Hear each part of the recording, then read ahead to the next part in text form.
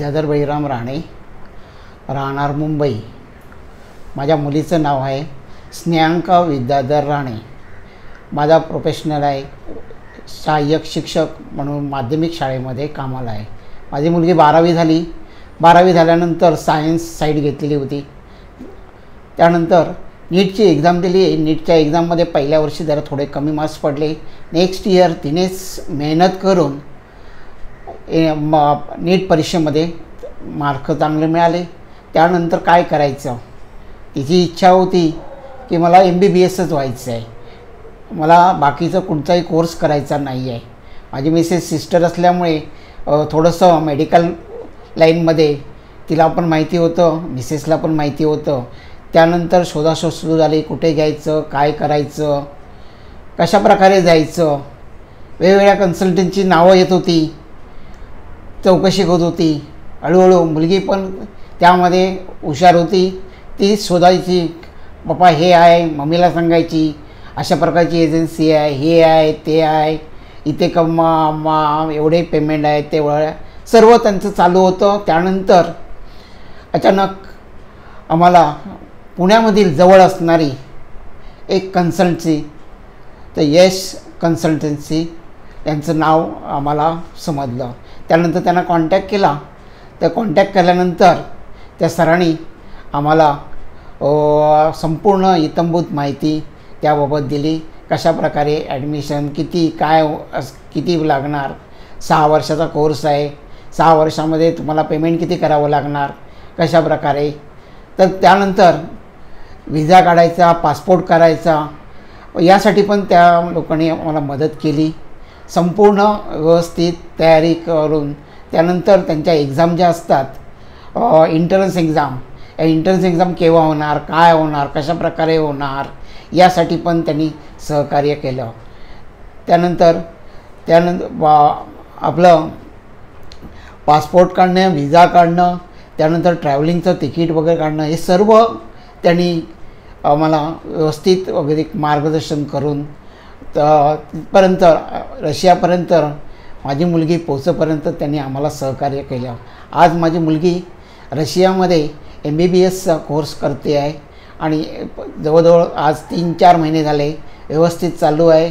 तिने मेस चालू केली होती। मेस थोडंसं असल्यामुळे हळूहळू तिने स्वतः जेवण करून आणि अभ्यास दोन्ही चालू आहेत व्यवस्थित। यासाठी यश कन्सल्टंटचे खूप खूप धन्यवाद, खूप खूप आभार। नमस्कार, माझे नाव रुपाली विद्याधर राणे। मी मुंबई येथे घाटकोपर येथे राहते। मी प्रादेशिक मनोरुग्णालय येरवडा येथे अधिपरिचारिका ह्या पदावर कार्यरत आहे। माझ्या मुलीने 12वी पास केलं याच्या सायन्समधनं। तिला MBBS व्हायचीच इच्छा होती।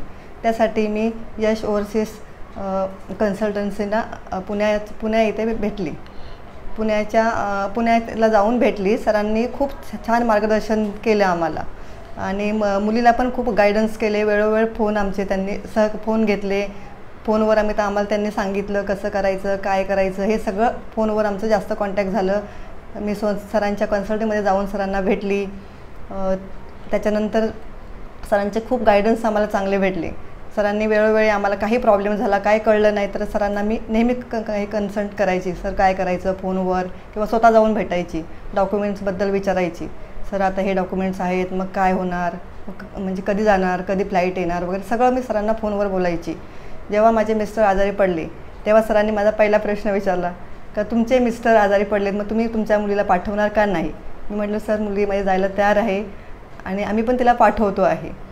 आणि तिची खूप इच्छा होती, मम्मी माझी नर्स आहे, मी मम्मीच्यापेक्षा जास्त MBBS करून मम्मीपेक्षा उच्च शिक्षण घ्यायची तिची इच्छा होती। त्याप्रमाणे तिने ते पूर्ण केली। सरांचं आम्हाला खूप मार्गदर्शन भेटले। डॉक्टर त्रिविक्रम लोहिटे सरांनी आम्हाला खूप छान मार्गदर्शन केलं आणि यश ओव्हरसीजमधले सगळे स्टाफ यांनी पण आम्हाला वेळोवेळी सहकार्य केलं। आमचे फोन घेतले। सर आता रशियाला जातातच प्रत्येक 2-3 महिन्याने, त्यावेळेस पण मुलांची भेट घेतात, मुलांना चांगलं मार्गदर्शन देतात आणि त्यांच्या अभ्यासाची चौकशी वगैरे करतात।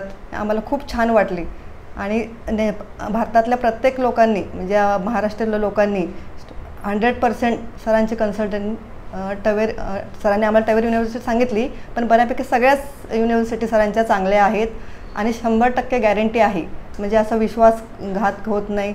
त्यांची 2008 पासून ती कन्सल्टन्सी चालू आहे. धन्यवाद. जिसके YouTube चैनल को आप सब्सक्राइब कीजिए और MBBS एडमिशन अब्रॉड की सारी अपडेट्स आपको मिलती रहेगी. Yash overseas is a official representative of many government university is Russia, Georgia, Ukraine, Philippines, Kyrgyzstan, Kazakhstan.